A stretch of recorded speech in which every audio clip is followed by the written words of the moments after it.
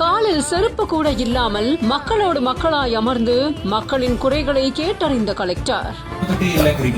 எல்லாம் அப்படியே ஹஸ்பண்ட் சொல்லிட்டு போகும்போது அப்படியே கவர்ல தூக்கி வீசி சொல்லிருக்கீங்களா?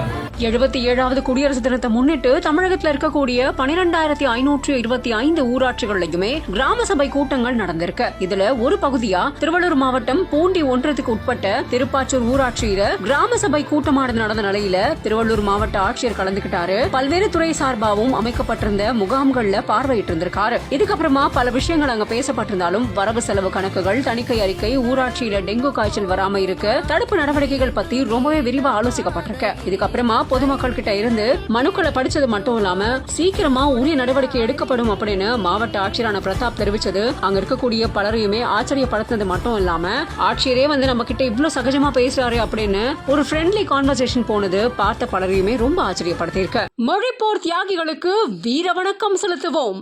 தமிழ் வாழ்க, தமிழ்நாடு வெல்லும்.